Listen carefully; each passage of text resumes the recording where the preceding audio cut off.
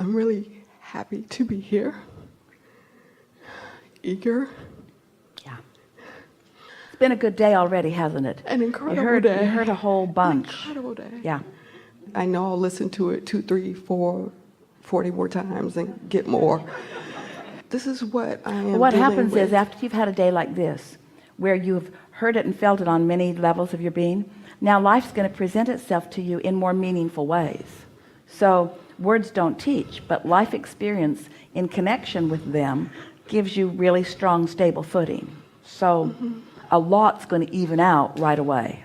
Oh, good. Yeah.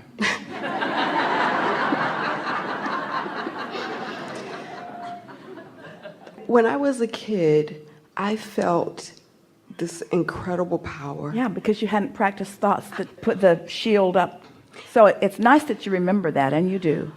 And no matter the circumstances of the childhood, Yeah. I knew I was supposed to be here. Yeah. And I recognized so very early the power of my thoughts and my words. Yeah. And despite the stuff Yeah. around me and the different people around me, I was very powerful. And but now I don't feel that. Well, we know, and we know you know. But just the conversation about despite the people around is throwing resistance on the trail, as you recall that part of it too. In other words, there's a little bit of I overcame, I made it anyway kind of thing. And so just leave that part of it out. Just talk about the invincibility that you felt and the invincibility that you're eager to return to. Okay. I felt incredible power and invincibility, Yeah. and drew and attracted great things and people into my space. Yes. And now as an adult, professionally, I'm in the zone. When I do the work I do, Yeah. I have no question. I know the answer comes every time, and a connection. But in terms of relationships, Stop just for a I'm not moment. doing what I did then. Stop for just a moment and see if you can decipher the difference when you do your professional work and you know that feeling of being in the zone. What factors are different in the part of it that's working and in the part of it that doesn't feel like it's working? Is it mostly you and what you're doing, and with the other it's trying to control others? The reason that we're asking is because that's what's screwy with so many of you about relationships. In other words, if you're thinking about something that you're going to do, you can envision lining up with this idea and figuring out how to do it and do it. But with a relationship, suddenly there's another thinker involved, another thinker and another chooser involved, another thinker and another chooser who might be choosing something different than you want them to choose. And so you don't feel free to think. There's something about the co-creation that makes you think that they need to think like you do and they need to want like you do in order for it to work. But there's no distinction in the things that you think you're doing solely or singularly and the things that you're doing that include another person, because your power of influence is so significant when you tune to the vibration of who you are. We're just going to say these words really blunt. What they want or what they think they want has no relevance to the relationship that you want with them. We thought we'd hear a stronger gasp. What they think they want is not relevant. What you want is. But where it goes wrong for you is that you include what you think they think in your vibration, and then you're not in alignment with it either. So you're taking too much about what they're saying and what they're doing and what you think they're thinking, and a big percentage of the time you're not even thinking accurately what they're thinking. You're just thinking what you think they're thinking based upon others who have been thinking. And so you're just making all kinds of stuff up as you throw all kinds of stuff on your trail that you don't need to do. And so we don't really want you to go to those people that you're co-creating in business with or co-creating in love with, whether they're family or lovers or employers or employees. We don't want you to actually go to them and say what you want and what you think is really irrelevant, because they won't like it and they won't understand it.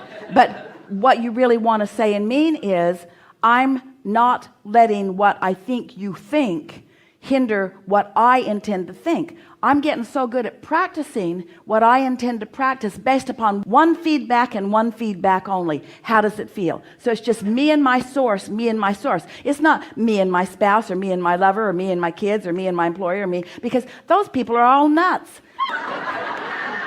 I'm never going to get all of that into alignment. I'm never going to get them even to understand what I meant. How many hours do you spend just trying to get somebody to get you?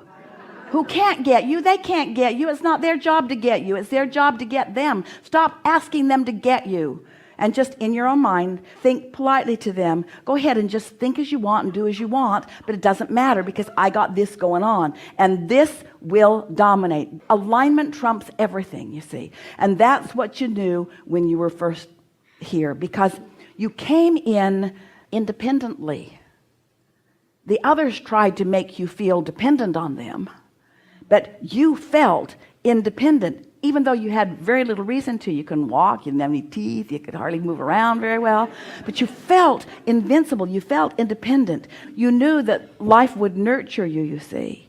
It's not being dependent upon what others do for you that's hindering most people. It's being dependent upon what they think about you, or about what they think about what you want, that hinders you. Oh, we would so love it if you could just say to everyone, I love you so much and I don't care what you think. I love you so much, but I don't care what you think. What you think about me is bogus. What you think about me is distorted. What you think about me is your version of what you need me to be. But what you think about me is getting in my way. What you think about me is getting in my way. Is there ever a reason to just cut line? When I was a child, I knew that person, their negativity or what have you, let me give that some space.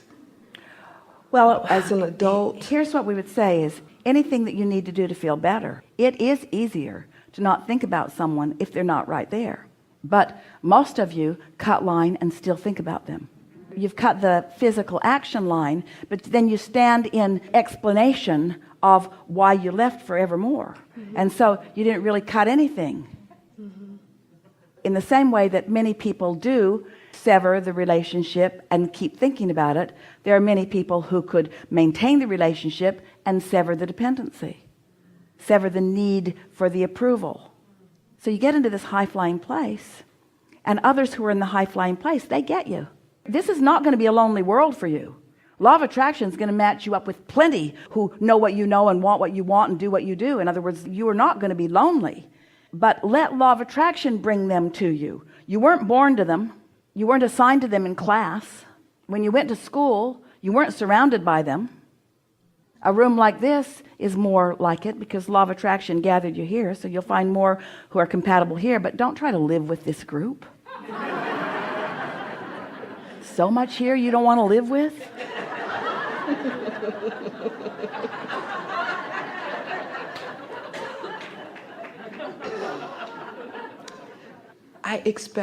I believe in the best in people. Yeah. And it has been said that I will either cut line too quickly, but more often stay too long, expecting them to do what they say they will do or be what they say they are. That's trying to be the path of least resistance for them. That's trying to compensate through your action and through your behavior. But when you get it that everybody has their own path of least resistance, everybody has their own guidance, everyone wants to feel good, and you just do what is your work, which is maintain your vibration and allow them to do the same. We want to say strong things like mind your own business. And mind your own business means not worry about what somebody else is thinking, even if they're thinking about you. Abraham, are you serious? You mean what they think about me is not any of my business? Yeah, exactly. What they're thinking about you is not any of your business, because what they're thinking about you has very little to do with you anyway. It has to do with the life that they lived before they got there. They come to you with a point of view, and they can't see you other than through that point of view. And if you care too much about how they see you, they will lure you away from your own guidance system.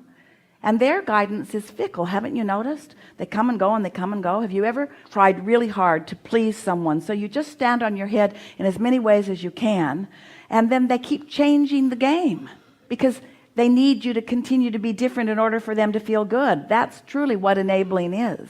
And they're not serving you by demanding of you, but you're really not serving them by giving into it. Because you teach them, well, you can get me, you can control me so that you can feel better, but you can't control most of the world so that you can feel better. And so after a little while, you feel resentment, and that's when you want to cut ties, because you feel bound by the impossible.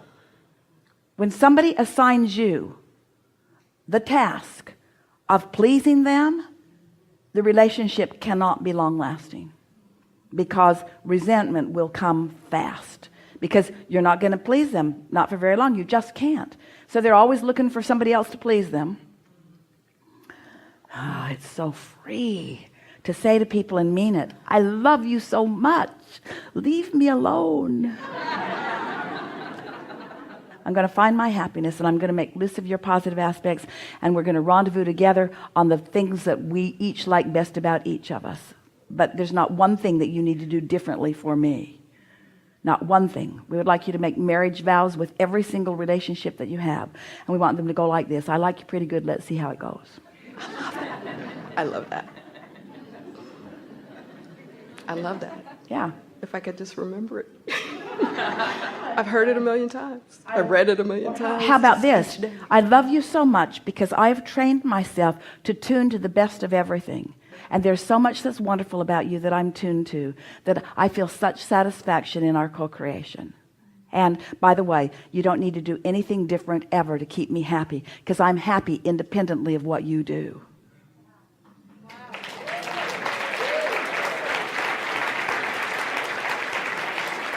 Ooh, wouldn't you just love to be with somebody like that? Somebody that's not holding you hostage for their happiness, like your source? Yeah. Thank you. Yes.